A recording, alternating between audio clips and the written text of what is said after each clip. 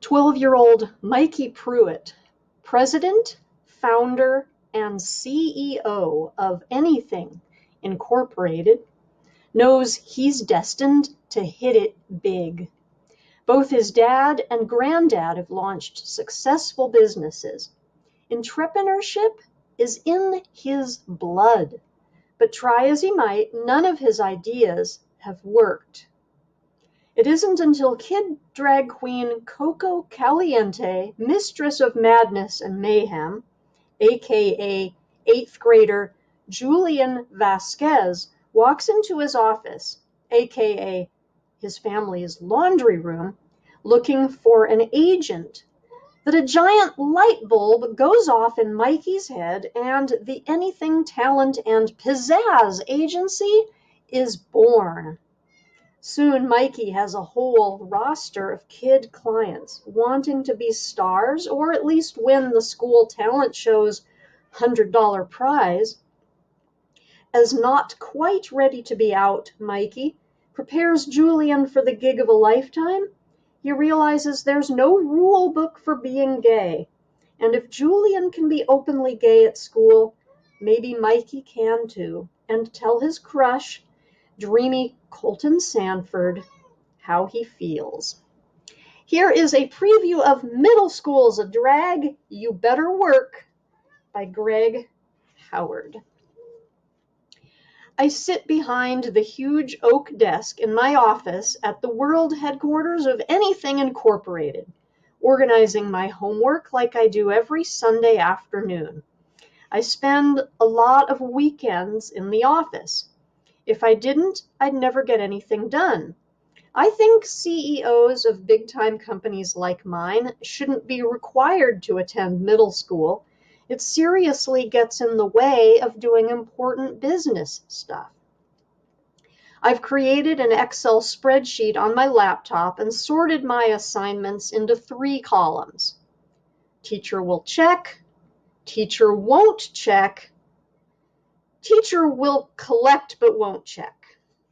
Normally, I'd have my assistant handle this kind of thing, but she quit last week. It's okay, though, because she was a climber. More interested in having a fancy title than doing a good job for the company. She started as an intern about a month ago, recommended by one of our board members. She was terrible even back then. I could never find a stapler when I needed one, and my printer was always out of paper. I thought if I gave her a real title and some responsibility by promoting her to assistant to the president, she'd step up her game, but she didn't. All she wanted to do was criticize me, her boss. That's not how it works in the corporate world. I open my brilliant business tips Excel spreadsheet, scroll down to the next empty cell and type Michael Pruitt business tip number 347. There's only one way to the top. Keep your head down, apply yourself, and do your time. It sure would be nice to have someone handle all this busy work now that my assistant bailed on me. I'd much rather be spending my time doing real boss stuff, like planning my next exciting business venture. Retail wasn't the right fit for me. Neither was professional sports instruction. But I have a million other ideas. Those are just 2 recent ones that didn't work out. Pat Pruitt always says, if at first you don't succeed, try again. I've had my share of failures, but I never give up. I know I'll have a successful business empire one day, just like my hero, Pap Pruitt. Technically, Pap is my grandfather. He taught me everything I know about business. My desk first belonged to Pap when he started his real estate business at 17 years old. When Pap moved into the nursing home, Dad didn't need it for his landscaping business, so he lets me use it. It's a real boss-looking desk, and I always feel real important sitting at it. I also feel close to Pap when I'm at my desk. He's been in the nursing home for a while now, and I don't get to see him as much. Plus, he's sick a lot, so Dad doesn't always let me go with him to visit Pap. He didn't let me go today, which I guess is why Pap's been on my mind. Pap was a super crazy, successful entrepreneur when he was younger. He started his own general store, a dry cleaning business, 2 fast food franchises, a hotel called the Old Pruitt Place, a pet grooming business, a landscaping business, 3 automatic car washes, a boiled peanut roadside stand, and a whole lot more. I asked him once how he became so successful. I remember the sparkle in his eye when he grinned a little and said, "All it takes is a dream and a prayer."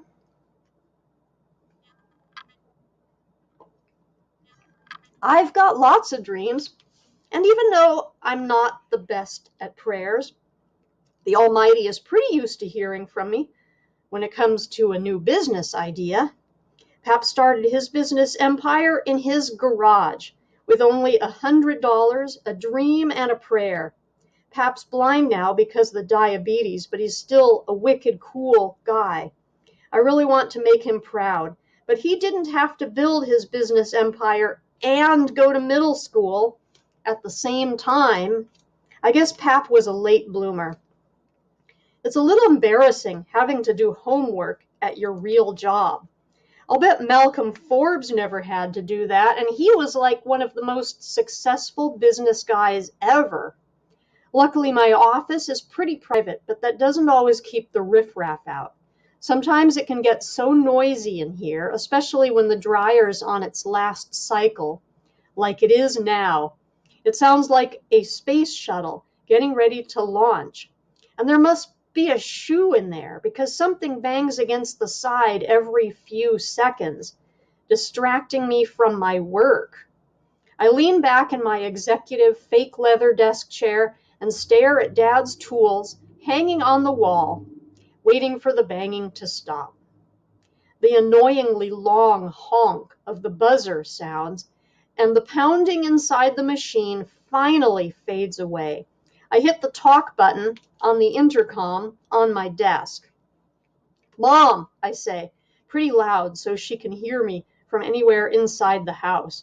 And because I'm annoyed that there's a washer and dryer in my office. "Mom!" No response. I hit the button again. "Mom!" A few seconds later, her voice crackles through the intercom speaker. "Yes, Mikey, what is it?" I sigh and press the talk button. "Mom, I asked you not to call me that when I'm at work." "Oh, sorry, honey." "Michael, what is it? Is the dryer done?" We've talked about honey, too, but I'm too busy to get into that right now. "Yes, ma'am," I say. "Okay," she says, "I'll be right there."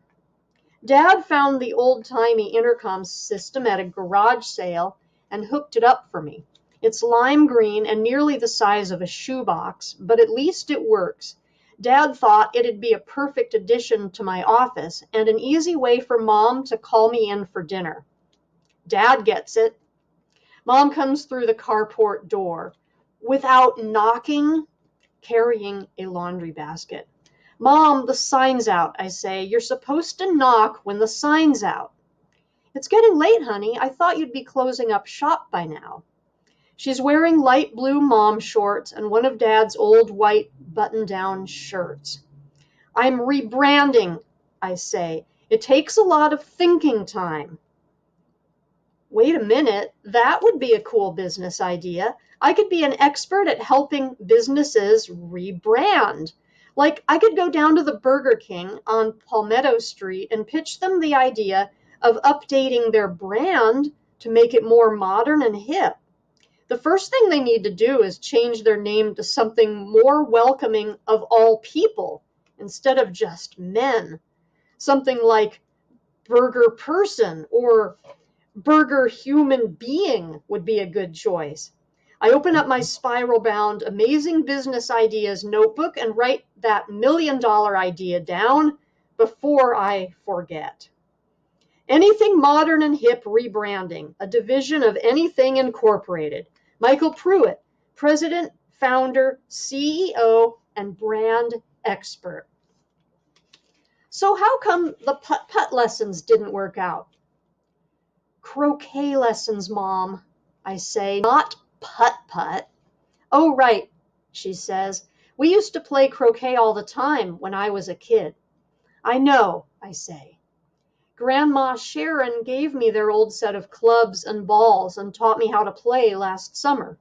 None of the kids in the neighborhood had ever heard of croquet, which was perfect because it made me the local expert. I might have added a few new rules to the game to make it more interesting, but my students never knew the difference. Mom rests the basket of towels on her hip. A shoe sits on top.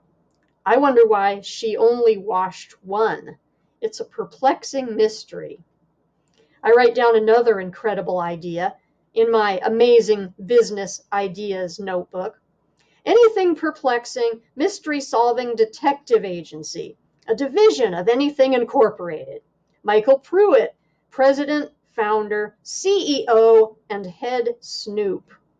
I put a star beside that one because that's a super crazy good idea. Well, how many kids signed up for croquet lessons? Mom asked. Before I can answer, my little sister Lila appears in the doorway, cradling her fat gray cat in her arms. The cat's name is Pootie. Lila named him that because he farts a lot. I hate that cat. He had 4 students show up for the first lesson, she says, with all the innocence of a demon-possessed doll in a horror movie. They each paid him $1, if you can believe that, but no one showed up for the second lesson. He made $4, but he gave them each a whole bottle of water, so he probably lost money. I haven't run the final numbers yet, I say, looking back at my spreadsheet, trying to ignore Lila and her gassy cat. And kids around here don't know what croquet is anyway, she adds, like she's some kind of marketing expert. She's 9. That was the beauty of it, I snap back. Nobody knew if I was teaching it wrong or not. It was a dumb idea, if you ask me, she says. You were a dumb idea, I mumble under my breath. Mikey, that's enough, Mom says. She started it, I say, in a pouty voice that makes me sound like a little kid. Mom shifts the laundry basket to her other hip. She's only 9. Be a better example.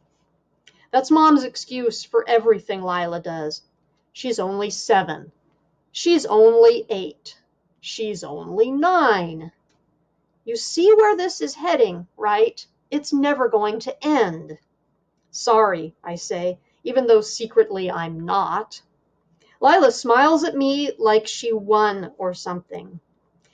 There are no trophies for being possessed by the devil, Lila. And this has been a preview of Middle School's a Drag. You Better Work.